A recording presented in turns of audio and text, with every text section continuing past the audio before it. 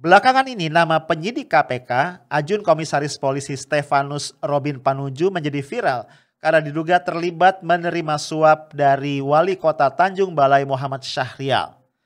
Diduga suap itu diberikan agar kasus yang membelit Syahrial bisa dihilangkan dan tidak naik ke tingkat penyidikan atau setidaknya Syahrial tidak ditetapkan sebagai tersangka. Kasus ini membuat kepercayaan masyarakat kepada lembaga anti rasuah kita semakin turun dan akhirnya harapan tentang KPK yang kuat dan berwibawa pelan tapi pasti sirna.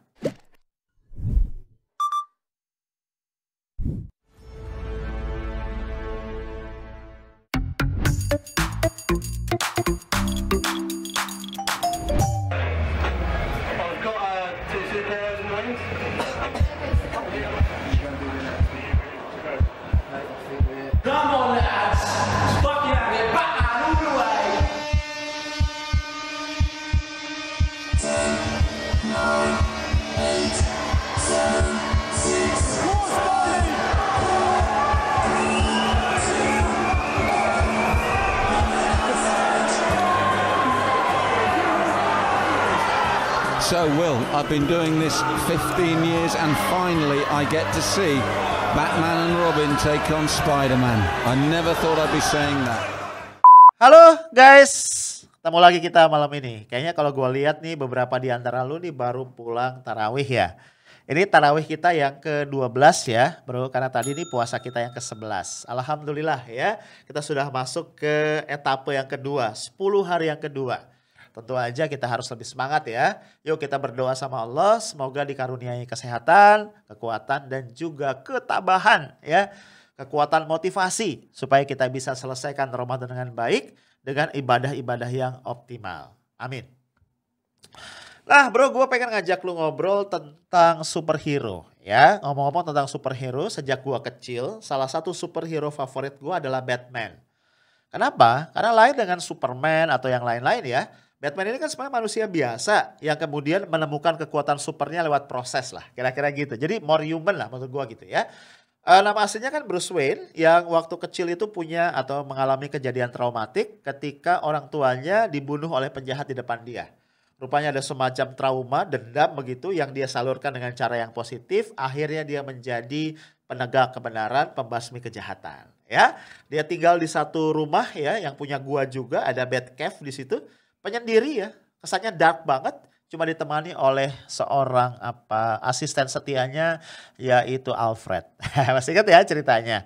Nah, belakangan Batman ini punya anak angkat namanya Robin. Kalau gua nggak salah, Robin ini punya peristiwa masa kecil yang mirip dengan Bruce Wayne waktu kecil. Ya orang tuanya juga tewas oleh ulah penjahat, diambil oleh Batman, kemudian dididik, dilatih, dan akhirnya menjadi partner Batman dalam menegakkan kebenaran. Sejak saat itu, sosok Batman dan Robin menjadi dynamic duo yang tidak terpisahkan. Kira-kira gitu ya ceritanya. Nah, bro ternyata di dunia real ya, di dunia nyata sehari-hari ya, dan bukan di Gotham City, di Indonesia deketnya, gak jauh-jauh. Ada juga sosok Robin nih, yang belakangan jadi sangat viral dan terkenal. Ya, yang gua maksud adalah Stefanus Robin Panuju, seorang polisi dengan pangkat Ajun Komisaris Polisi yang sedang bertugas sebagai penyidik di Komisi Pemberantasan Korupsi atau KPK. Ya, sayangnya nama Robin ini muncul bukan dalam konotasi yang positif ya, prestasi apa gitu, bukan. Justru dalam dugaan terlibat dalam tindak pidana penyuapan ya, penerimaan suap dari sosok wali kota Tanjung Balai yaitu Muhammad Syahrial. Nah, ini tentu bikin kita miris ya. Kok bisa penyidik KPK yang mestinya berada di ujung tombak pencegahan dan pemberantasan korupsi malah terjerat di dalam lingkaran kasus suap seperti ini. Bro, kalau kita lihat ya, kenapa sih Muhammad Syahrial ini merasa perlu menyuap Robin? Ternyata kasusnya panjang ya. Sejak 2 tahun yang lalu, Muhammad Syahrial ini sedang disidik ya oleh KPK terkait dengan dugaan jual beli jabatan. Kasus jual beli jabatan di lingkungan Pemkot Tanjung Balai yang dia pimpin. Gue juga gak ngerti ya kenapa penyelidikannya panjang banget ya. Dan baru beberapa hari yang lalu itu KPK melakukan penggeledahan di rumah dinas Syahrial di Tanjung Balai.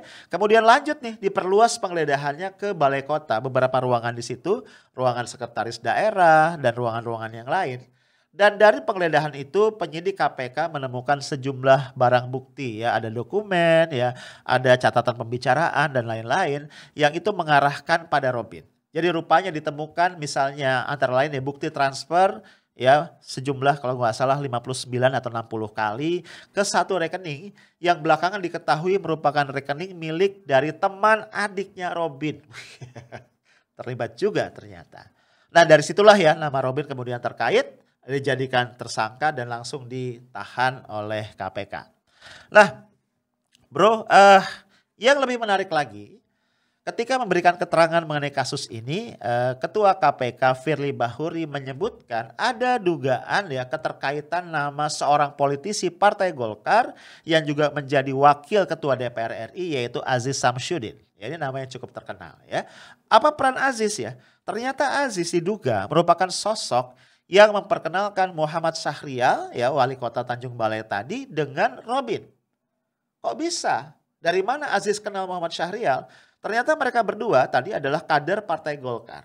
Dan diduga juga Aziz Samsudin kenal dengan Robin dalam beberapa kesempatan sebelumnya. Jadi dia semacam pihak lah ya, jembatan yang memperkenalkan. Walaupun setelah diperkenalkan Syahrial dan Robin kemudian kerap berhubungan, bertemu secara langsung tanpa kehadiran Aziz Samsudin.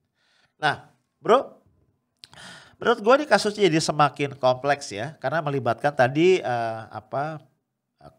kader Golkar yang juga ternyata adalah pimpinan dari DPR RI. Nah terus terang ya bro, gue agak-agak pesimis ya. Walaupun Firly Bahuri berjanji akan mendalami keterlibatan Aziz sampai tuntas. Tapi gue to be honest pesimis.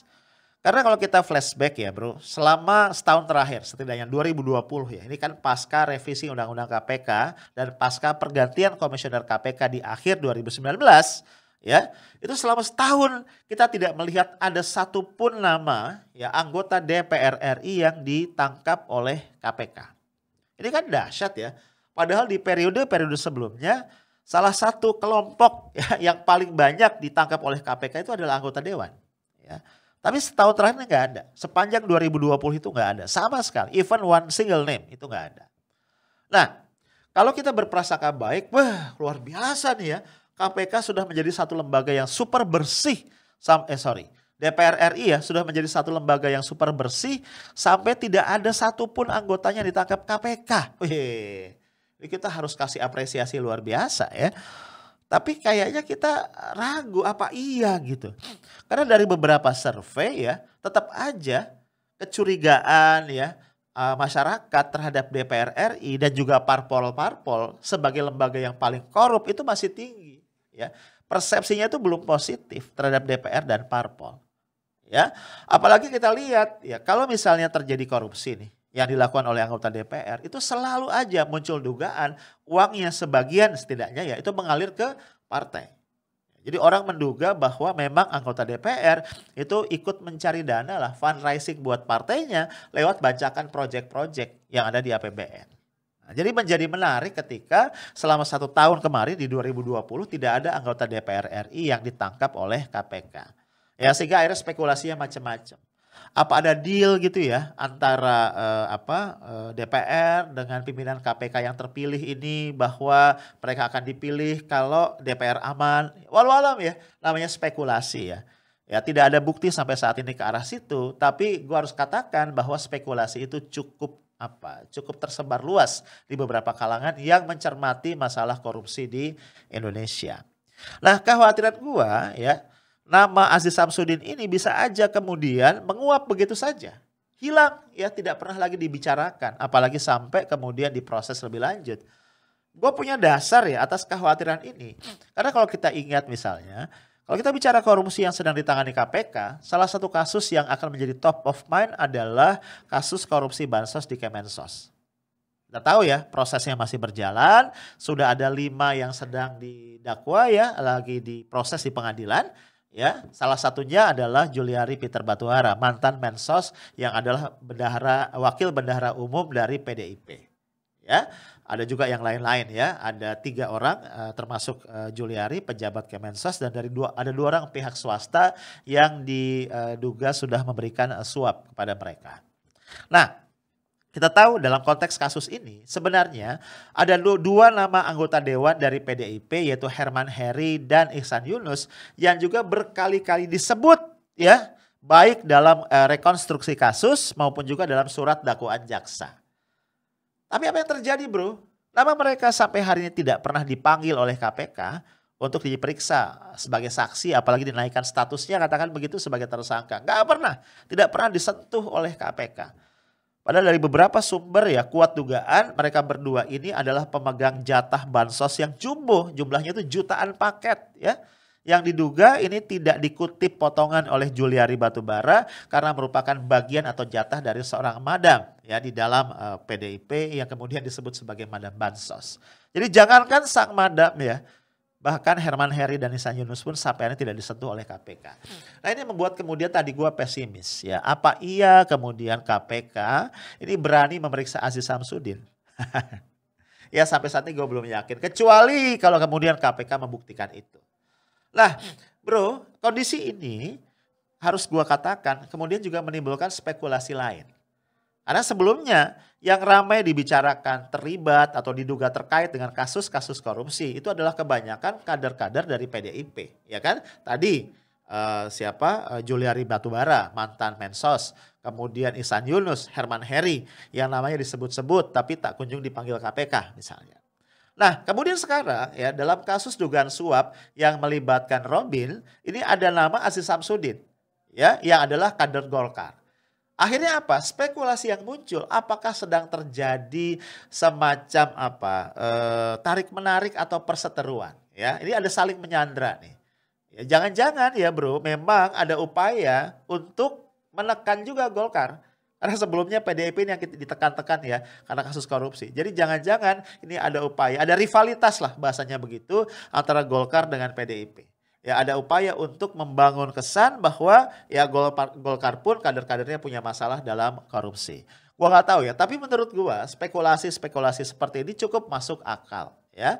Karena nanti kalau udah begini biasanya kemudian di balik layar akan ada tawar-menawar ya.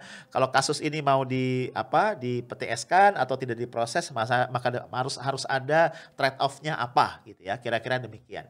Ya kita ya nggak usah pura-pura nggak tahu ya. Hal-hal seperti ini menjadi kelaziman ya dalam beberapa case-case sebelumnya. Nah bro, tentu saja ya ini kembali kalau kita ke konteks KPK, adanya kondisi atau kasus di mana seorang penyidik KPK diduga terlibat suap, memeras wali kota Tanjung Balai ya untuk memberikan suap tadi, maksud gua Robin Panuju, ini tentu sangat-sangat memprihatinkan kita. Ya, karena ini bukan kali pertama ya ada noda besar ya yang kemudian membuat marwah atau kehormatan KPK itu menjadi tercederai. Ya, sekedar menyebut beberapa. Kalau kita mundur setahun yang lalu ya, lebih dari setahun yang lalu ada kasus Harun Masiku ya yang diduga menyuap komisioner KPU Wahyu Setiawan dalam konteks pergantian antar waktu, dan sampai hari ini Harun Masiku raib dan kita nggak tahu dia ada di mana. Bahkan kita nggak tahu apakah dia masih hidup atau sudah meninggal dunia. Ya, belakangan yang bikin kita prihatin adalah nama Harun Masiku pun ternyata hilang ya dari surat dakwaan jaksa. Ya, bulan April 2020 yang lalu dalam nota dakwaan, nama Harun Masiku masih muncul ya bersama-sama dengan politisi PDIP yang lain yaitu Saiful Bahri yang diduga memberikan suap. Tapi belakangan ya dalam dakwaan yang dilakukan jaksa di bulan Agustus, nama Harun Masiku hilang, yang muncul hanya nama Saiful Bahri. Nah tentu saja ini sangat membuat kita prihatin dan kemudian juga timbul pertanyaan besar. Jadi Harun Masiku bukan cuma raib jasadnya, tapi juga raib namanya, keterlibatannya dalam kasus ini. Maksud gua gini ya, jangan-jangan satu hari nanti ya namanya bersih dan Harun Masiku tiba-tiba hidup kembali. Itu yang kita khawatirkan. Nah yang menarik, mantan jubir KPK Febri Diansyah itu sempat memberikan sedikit clue ya. Dia mengatakan, ini setelah dia tidak di KPK, dia mengatakan bahwa jangan-jangan ya kasus Harun Masiku ini menjadi gelap karena memang tim penyidiknya berbeda dengan tim penyidik yang misalnya berhasil menangkap Nur Hadi, ya, berhasil menangkap atau meng-OTT Menteri KKP, mantan Menteri KKP Edi Prabowo. Sehingga Febri mengusulkan gimana kalau ditukar nih ya tim penyidiknya supaya bisa keungkap nih kasus dari Harun Masiku. Nah di situ ya dari clue yang diberikan Mas Febri ini akhirnya aku bertanya-tanya ya kok bisa ya penyidik ini beda-beda. Sehingga akhirnya spekulasi yang muncul jangan-jangan ya para penyidik ini punya patron. Ya patron itu pengendali lah, ada remote-nya gitu. Sehingga patron ini yang menentukan ya siapa yang siapa yang bisa diungkap dan siapa yang tidak. Siapa yang boleh diungkap dan siapa yang tidak. Ya, again ya, ini dugaan-dugaan dan kita berharap sebenarnya dugaan seperti ini dugaan yang salah. Tapi sayangnya ya indikasi-indikasi yang menunjukkan ada unsur kebenaran di situ. Itu kalau kita bicara Harun Masiku. Sebelumnya juga kita lihat ada kasus hilangnya ya dugaan hilangnya satu truk bukti yang terkait dengan dugaan kasus penggelapan pajak di Ditjen Pajak. Ya. Bukti-bukti yang hilang ini terkait dengan salah satu perusahaan yang juga terlibat yaitu PT John Lynn Baratama yang ada di Kalimantan Selatan. Ini perusahaan milik dari Haji Isam. Ya lu bayangin aja ketika penyidik KPK tiba di sana untuk penggeledahan yang kedua ya semuanya sudah raib dan diduga ada satu truk yang membawa bukti dan hilang. Sampai hari ini kita belum dengar ya gimana kelanjutan dari kasus truk ini. KPK cuma bisa berkoar-koar ya menyatakan ancaman akan mempidanakan pelakunya. Sampai ini gak jelas ya, gak ketangkep. Sebelumnya juga kita mendengar ada satu kasus yang juga bikin gue sangat-sangat prihatin. Barang bukti berupa emas 2 kg di gudang penyimpanan bukti alat bukti di KPK raib. Dan yang mengambil diduga adalah pegawai KPK yang saat ini sudah diproses ya. Emas tadi sudah digadaikan dengan nilai sekitar 900 juta. Nah, lu bayangin bro ya, dengan deretan kasus-kasus tadi akhirnya menjadi tidak berlebihan kalau masyarakat ya semakin turun, semakin rendah kepercayaannya kepada KPK. Ya, dan akhirnya lagi-lagi orang menyalahkan revisi Undang-Undang KPK yang terjadi pada tahun 2019 yang lalu. Walaupun pemerintah, DPR dan KPK sendiri sudah membantah dan justru mengatakan undang-undang tadi memperkuat KPK secara kelembagaan. Tapi yang kita lihat belakangan adalah bukti demi bukti yang menunjukkan kelemahan-kelemahan yang sebelumnya tidak bisa kita bayangkan. Tidak terbayangkan ya maksud gua akan terjadi di KPK. Apalagi satu fakta yang juga tidak bisa kita lupakan ya belakangan ini. KPK baru saja menerbitkan SP3 ya surat perintah penghentian penyidikan ya terhadap seorang obligor besar BLBI yaitu Samsul Nur Salim bersama istrinya Icih Nur Salim. Ini sangat menyentakkan publik bro. Kenapa? Karena dua orang ini diduga ya telah merugikan negara sebesar 4,58 triliun. Dan akhirnya mereka dapat SP3. Dibebaskan ya.